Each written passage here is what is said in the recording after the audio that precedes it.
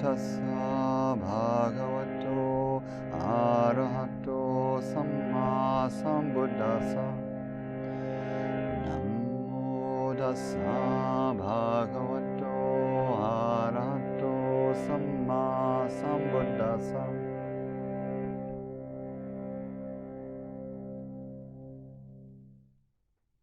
All right, so letting go.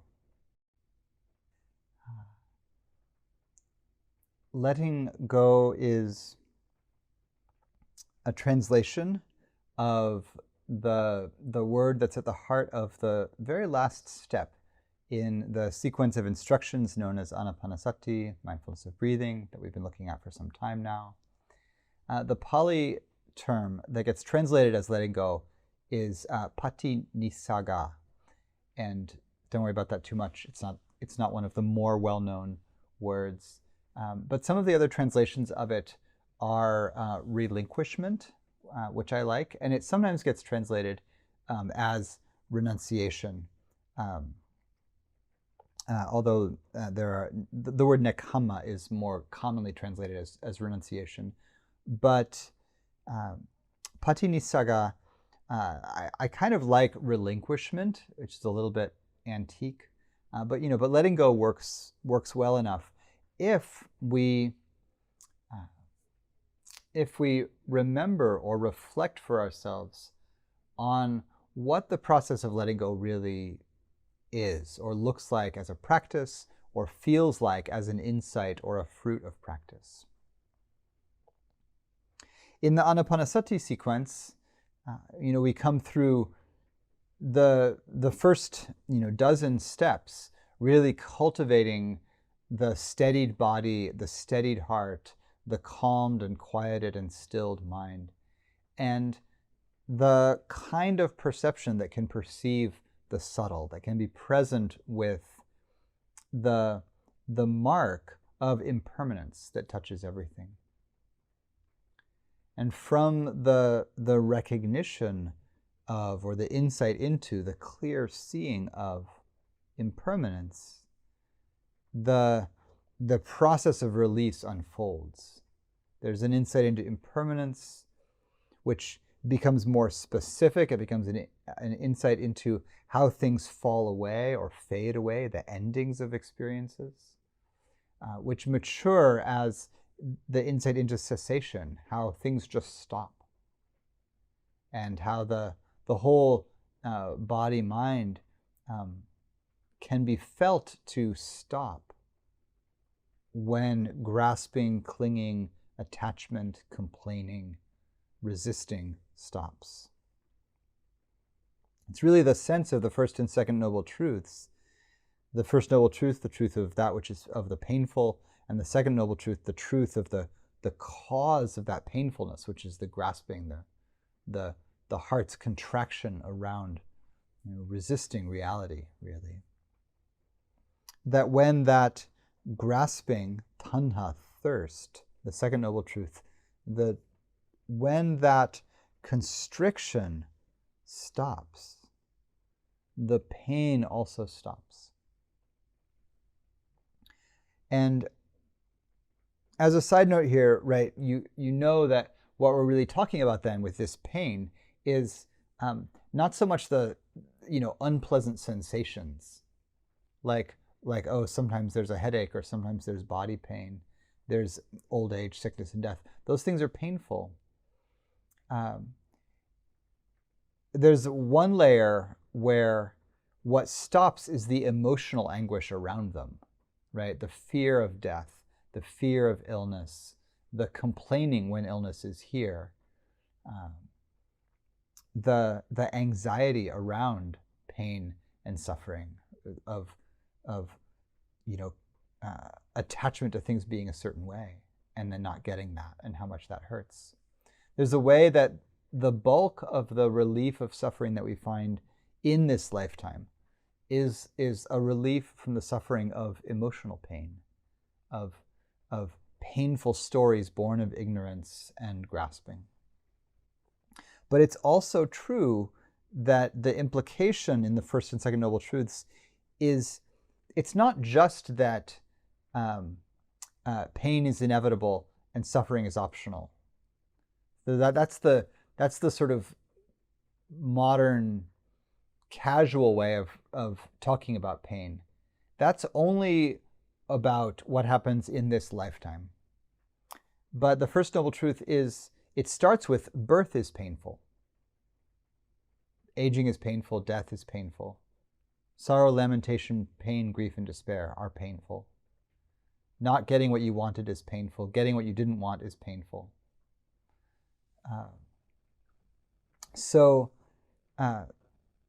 What does it mean for those things, for those kind of pains to stop? You know, how do you stop the pain of birth? You already had it. It was already painful. You were born, that was painful. Maybe you gave birth, that was painful, so I hear. How do you stop that? It's already happened. The First Noble Truth and the ending of that suffering is also about stopping the suffering of rebirth. So however you hold that vision of our existence, where through the virtually infinite and uncountable, unconceivable past, we have been returning into bodies again and again and again and again, experiencing these various pains over and over and over. The proposal here is that the cessation, the ending of suffering, is not just the ending of emotional torment and anxiety in this life around our various stresses, but is also the end of the conditions that will lead to further rebirth and the actual physical pains of more living. So cessation is the peak, in a way, of understanding here. There's an understanding not just that we are trying to not get reborn, that's a little too literal, but that when seen clearly, every experience comes to cessation. Every, even momentary experience is, in a moment, gone, and gone forever, and never returns. And that when we know that depth of cessation, there's a kind of stopping through our whole being that is profoundly refreshing, but more than refreshing, opens the wisdom eye, opens the mind, the heart. And this is the mystery at the heart of the whole religion, you know, that seeing with profound clarity that everything is impermanent stops the process of rebirth. That's a mystery. They're saying there's this thing that's been happening like forever, and you've been suffering like forever. The Buddha will say, in all of these births, the amount of tears that you've shed is greater than the water in all the oceans. You know, the amount of sorrow and loss and pain that we've suffered is greater than, it's inconceivably great. And the Buddha will say, just this is enough to become dispassionate, to let go, to be released from all phenomena. There's nothing aversive in here. It doesn't say you should stop caring about the world. It says, as soon as you realize that this quirk of ignorance in the heart is causing pain to be your constant companion forever, it's not even really a choice, you know. It's like you just want to be free of pain. And becoming free of that pain is the most generous thing you can do for the world. It's said that the Thai forest master Ajahn Mun, who is our you might say, great-great-grandfather in the Dharma. If I'm here giving the talk tonight, my mentor who gave me authorization to teach was Jack Kornfield. His teacher was Ajahn Chah, and his teacher, for a brief moment, but an important one, was Ajahn Mun, the great reformer of the Thai forest tradition in the early 20th century. Ajahn Mun was alive and practicing in a time when a lot of people thought that liberation was no longer possible, and that the deep states of concentration known as jhana were no longer possible, and that all that was left really was to sort of maintain the ritual and devotional aspects of Buddhism in Thailand. And Ajahn Mun and some of his fellow forest monastics really worked hard to reinvent forest-style practice, deep, concentrated, meditative practice in the wilderness, and revived the forest tradition in Thailand. So they were practicing in a time when folks thought that liberation wasn't possible, but also in a time and a place where some Mahayana ideas, particularly Chinese ideas of refusing to become liberated in order to save all beings later. This is an idea that developed in the Mahayana teachings and is still current more in China and the Himalayas than it is in Southeast Asia. But that idea was around, and we know this partly because one of the ways that Ajahn Mun talked about liberation, when he told his story later to his students, Ajahn Mahabua wrote down Ajahn Mun's autobiography. I encourage the reading of it. It's beautiful. And you just get a window into practice in that time. Ajahn Mun said that as he could feel that he was on the brink of full liberation, the attainment of what's known as arahantship, the total destruction of the kleshas, the taints or the defilements, he paused. His heart sort of flinched for a moment, and you get the sense that he was under the influence both of the idea that it couldn't be done and the idea that it shouldn't be done, which was the Mahayana ideal, right? That instead you should wish to be a bodhisattva forever rather than be an arahant. And these are both, in that moment, we could say, versions of the hindrance of doubt, right? They're both aspects of Mara. It's not only the message, you're not able to do this because nobody can get enlightened anymore, but it's also, you shouldn't do this. In a strange sort of spiritual bypass, Mara might try to use the Mahayana teaching of the Bodhisattva as a way to stop someone like Ajahn Mun from becoming fully liberated.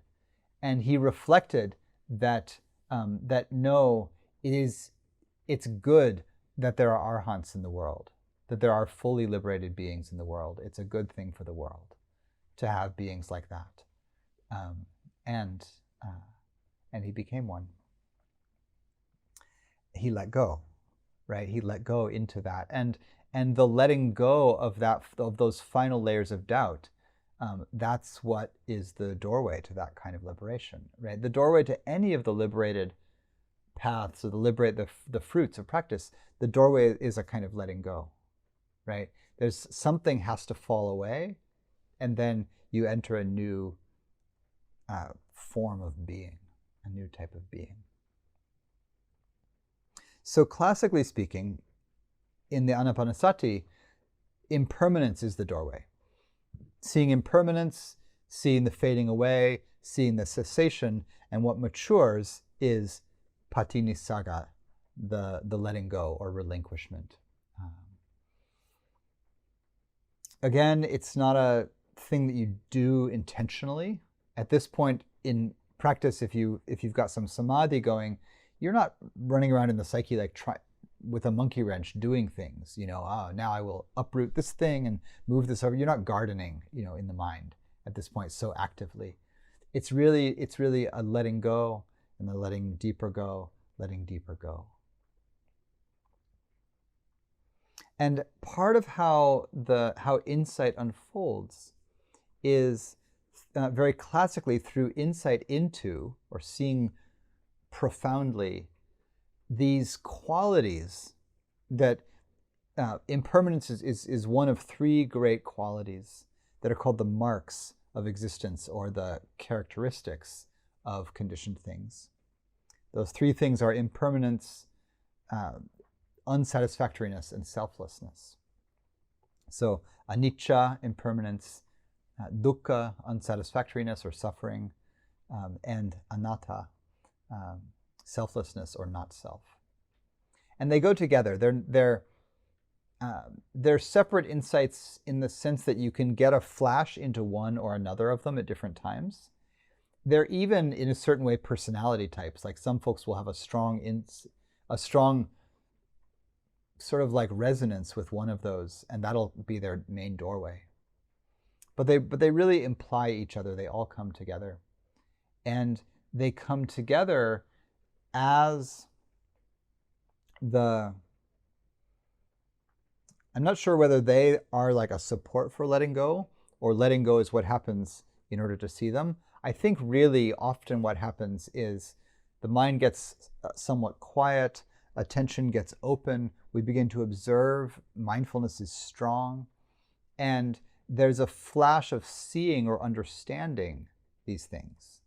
Say, oh, I see or I feel really the passing of things, the endings of experiences. I notice, this thing that was obsessing me for the last year or like the last 10 years, it's just gone. What happened? You know, a whole part of way of being myself. I'm like, oh, that changed.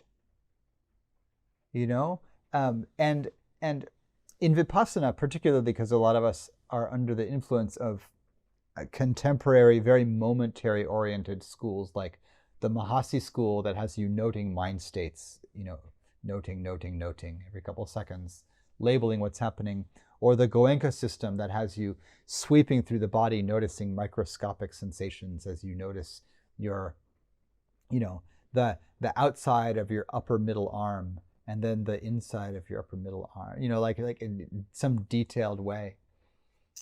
That you can notice impermanence there for sure, and that'll get you some concentration. But you know, you could also notice. You can go in anywhere you can feel it. You know, it's raining right here at the moment, so I'm listening to the sound of the rain on the roof. But yesterday it was sunny, and we worked in the garden all day and built some beds and tore out a butterfly bush, did some things. And so yesterday we had a sunny family day. Today we had a rainy school and work day. And one of the things that defines grasping, you know, is being messed up in relation to time. Right? Like I'm spending so much time thinking about the past, or I'm spending so much time planning the future, or I'm spending so much time kind of just hating on the present. You know, oh my God, it's raining again. But if I just settle in, and the meditation is very helpful for this. I settle in, what do I get? I get like, here it is, you know, here's the rain on Tuesday night, and you know, and earlier it was like this, and before it was like this, and before it was like this, and yesterday's sunny day in the garden is gone. It has come to cessation. You know, start with anything that you can contact, and it's easy enough to think about, but the felt sense is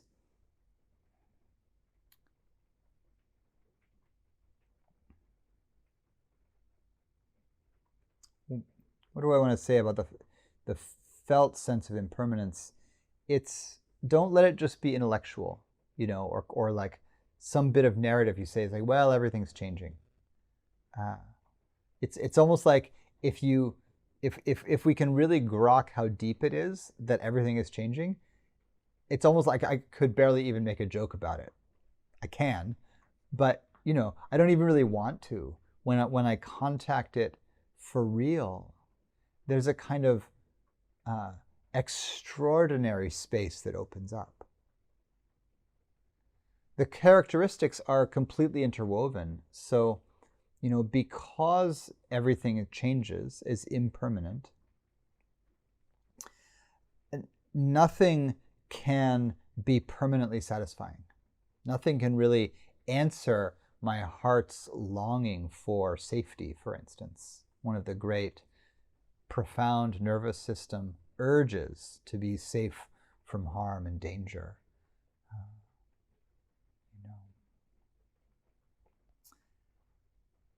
To be safe from hunger. To take a really straightforward example, right? Sometimes I'm hungry, I have the privilege of having food, I eat the food, I'm not hungry anymore. Satisfaction has been attained, The unpleasant feelings of hunger are dissipated. And then, 3 hours later, or 10 minutes, whatever your jam is, but like there they are again, right?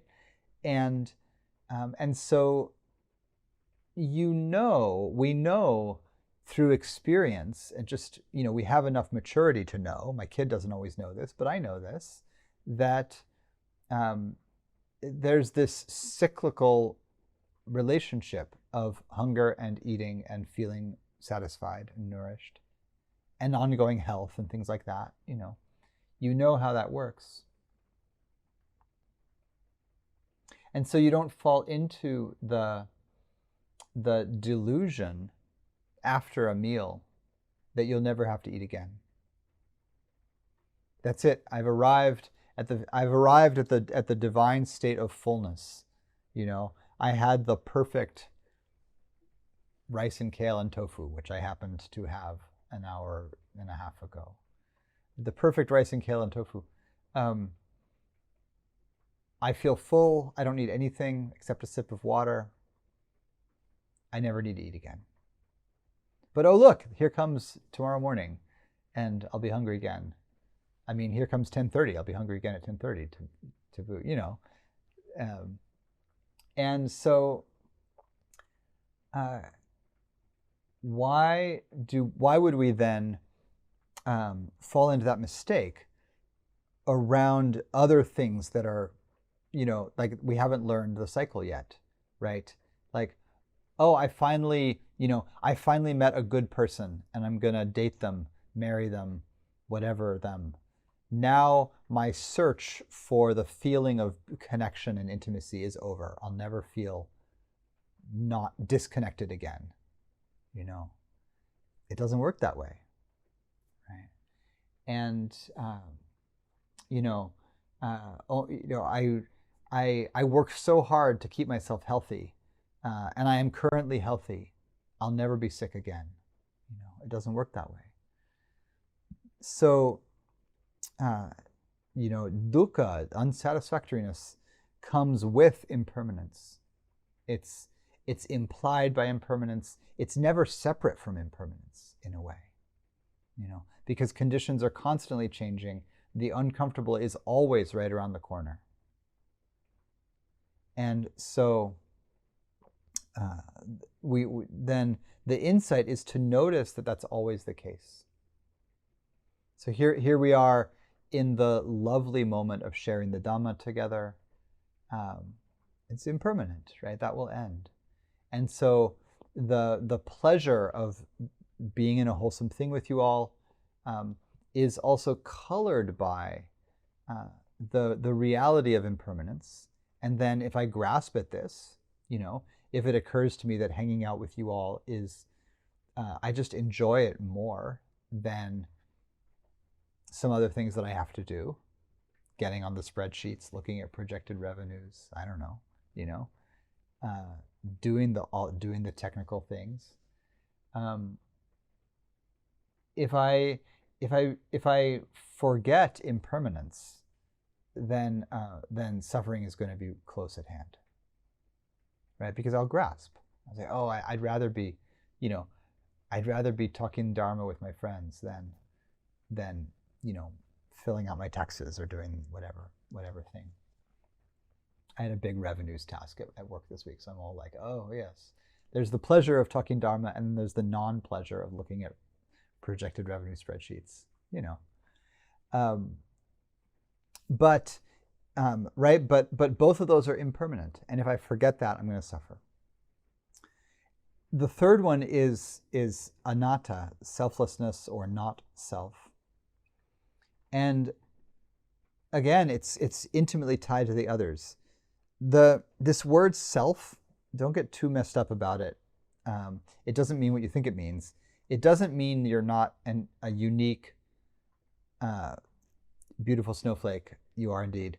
So is everything. But it doesn't mean that you don't have a self. It doesn't mean that you're not somebody, or that your self isn't important.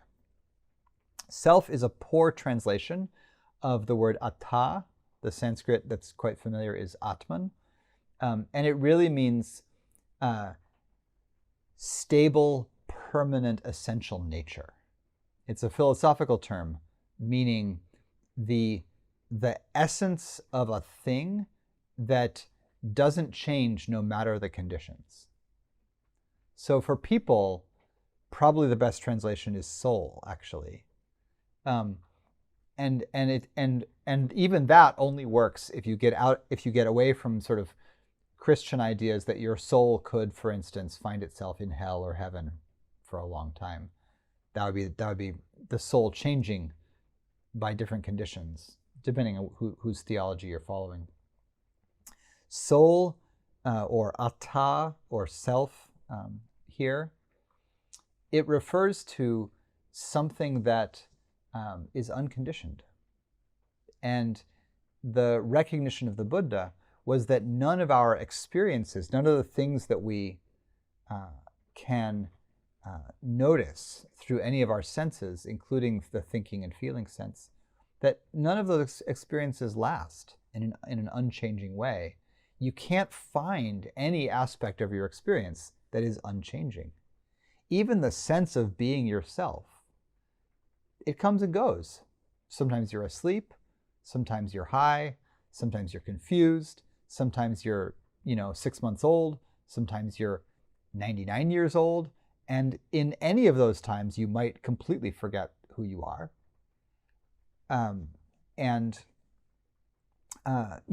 You might even just get super angry in a way that isn't really you, and you're like, wow, I was not acting like myself there, because the sense of self, the sense of being who I am, is impermanent like anything else, because it's not static. It's like I have a sense of I have a sense of being a person, but that sense is just a combination of moods and feelings and sensations and memories and storylines that I participate in, all of which is real enough and useful, right? And all the therapists in the room know that if you're a mess about your narrative, you got to sort it out, or else more dukkha, right? More suffering. But having a cleaned out narrative of yourself, like a coherent narrative is one of the terms used, that can decrease the suffering of confusion, but it's not the definition of your soul. It doesn't define you beyond the bounds of this body. It might not even define you beyond the bounds of this particular phase of your adult life. Other things, it feels like other things at other times. And yeah, there's a comment in the chat here that even, quote, enlightenment is conditioned. Absolutely, right? First of all, the concept of enlightenment is just a conditioned concept. People are telling you it's like this, and the idea that there's a thing that sometimes you are it and sometimes you aren't it, that's also conditioned, right? That can't be yourself either, because it changes, right? Anything that's an experience or a state, we would say, is conditioned. And so deep states of samadhi, the profoundly settled body-mind, is conditioned. It's conditioned by stillness and silence and long practice and, enough health and well-being to be able to settle. and lots of other conditions. So these three characteristics, nothing lasts. Because of that, it's unreliable. Nothing is reliable ultimately, and nothing can be called myself, or you could say like my permanent home. There's no permanent home, psychically speaking. These insights come together to make possible the fruition of letting go. Right? These insights come together to give rise to the understanding of cessation, of stopping. Right? If I really get that every moment's experience is flickering through, unreliable as a ground, and that there's not some me that is grounded experiencing it, but that the me also is an experience that's flickering through and ungrounded. What is that space like? If I really hook into that, that space turns out to feel things like radically spacious, radically silent, radically still. It can feel like everything stops. And again, all of those are states. Those are conditioned. I'm having an ecstatic moment of seeing clearly. That's a conditioned moment. It's an insight. But it's pointing to something that is unconditioned. And what it inspires, if it comes with some fullness, is it inspires the spontaneous dropping away of the parts of ourselves, or the really habitual actions in ourselves that are in resistance in a certain way to these marks of impermanence, suffering, and selflessness. So to resist impermanence is to grasp, right? To wish that something stayed the same, or to wish that something would change differently than it is, grasping. So that's resistance to impermanence. To wish that something wasn't unpleasant, to wish that that pleasant things would last longer, or unpleasant things would be less unpleasant, or that pleasant things would be more pleasant. I'm resisting the truth of the unsatisfactoriness of things. I'm pretending that a thing could be satisfactory. This will be it, right? I understand that everything is marked by dukkha, by unsatisfactoriness, but this job, this house, this partner, this sexual encounter, this heroic protest action with 100,000 people will really stop the war. It's going to be okay if we do it right. There were some really big anti-war actions around here today and yesterday mostly, on Martin Luther King Day. And I was in the garden with my kiddo, but I remembered back to some protests that I was part of when the United States invaded Iraq quite some years ago now. And I remembered being in a huge march in San Francisco with a whole bunch of friends from many different communities, and I had the privilege of getting arrested at the Federal Building with my teacher Jack Cornfield and this lovely Franciscan monk who was at all the protests in those days, and a bunch of other sort of contemplative activist types. And it was a huge march, a huge protest, lots of energy. And it was that day, it was in February of 2002, something like that. I don't know, something like that. And it was, and there were protests all around the world on the same day. And I remember having this flicker of a feeling on that day that, what if it actually could be the case that these millions and millions and millions of people would gather together all around the world and say, don't go to war. Don't do this. It's not a good moment to go to war. This is not the right war. Don't do it. And that the American government would listen and not do it. And I remember the feeling of being like, maybe it'll work this time. Maybe they won't do it. And then they totally did it. And the karmic wheel continued to unfold, and here we are,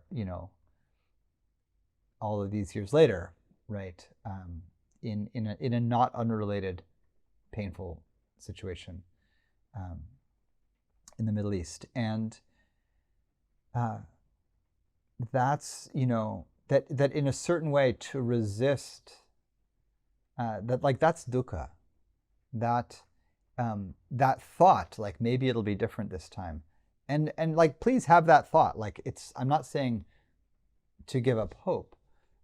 What I'm saying is to give up grasping, right? That what this really points to is that when the heart refuses, mostly through force of ancient habit and fear, to be real with the world, to be real with how things actually are, there's going to be this constriction of the heart known as dukkha.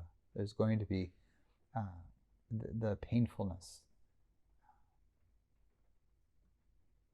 And anatta is the implied result of both of those. There's just no thing in my experience that I can find, that I can grab onto and I can say, this is me. This is the secure me. This is the permanent me. This is the safe, at home, grounded, inviolable me. And so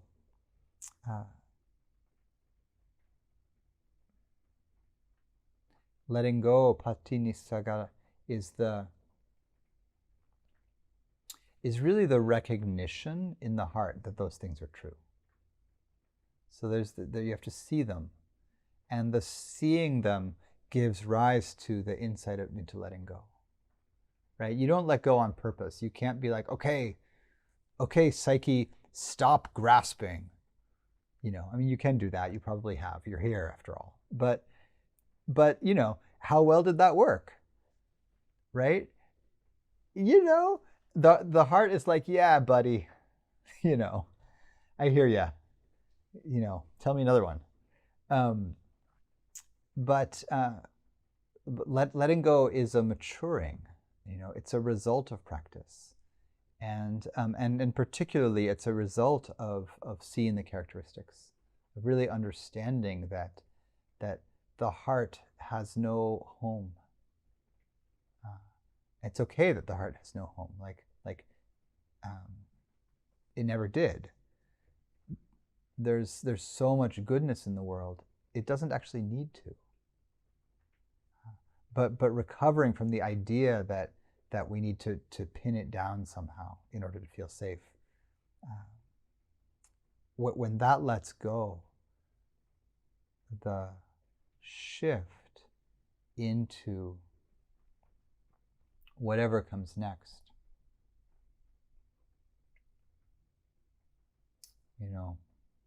The whatever comes next is called nibbana, the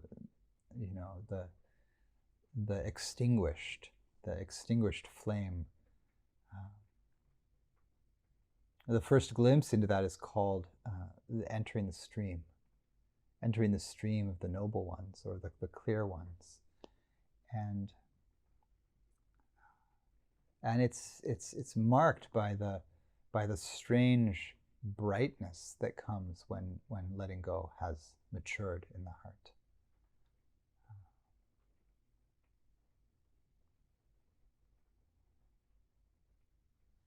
So I'll close by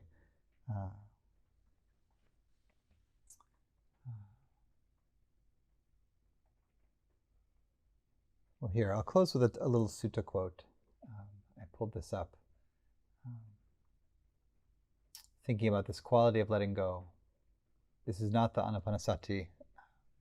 This This is a text from the Majjhima, an earlier text in the Majjhima 112.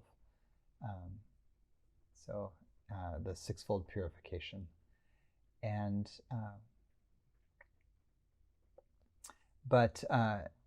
it uses, so here's this passage. For a mendicant or a practitioner with defilements ended, it is in line with the teaching to answer. This is, the discussion here is, how does an awakened one describe their state or describe their own liberation?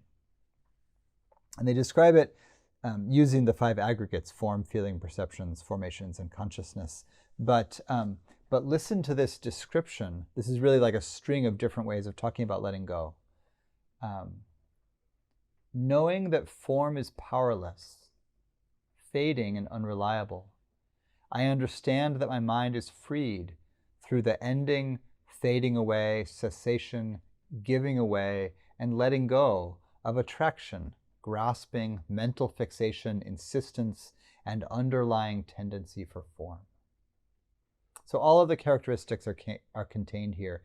Knowing that form is powerless, fading, and unreliable. Fading is the same word as the that falling away or fading away that was step 14, to count backwards, 16, 15, 14 in Ānāpānasati. And unreliable, right? That's dukkha. That's the dukkha. It's you can't be a permanent home. I understand that my mind or heart is the citta is freed through the ending, fading away, cessation, giving up, and letting go of attraction, grasping, mental fixation, insistence, and underlying tendency for form. And then that same paragraph for each of the 5 aggregates of form: feeling, which is pleasant, unpleasant, neutral; perception, choices or mental formations; and consciousness itself. Consciousness itself is powerless, fading, and unreliable. So that is how I know and see regarding these 5 grasping aggregates, so that my mind is freed from defilements by not grasping. So it all hinges on this term letting go, right? Knowing or seeing that form is powerful, fading, and powerless, fading, unreliable. There's an understanding that the mind is freed, or the heart is freed, through the ending of all these things. That's what's happened naturally, the ending, fading away, and the letting go. Like these are the ending, fading away, cessation, giving away, and letting go. All of those are, in a way, synonyms, but I like how they point to, there's some elements of discipline in it, but so much of it is the natural ending of things. These things have been released: attraction, grasping, fixation, etc. So this is where all of this is. This is where all of this is headed. All right, so we'll pause there. Thank you for listening and being here.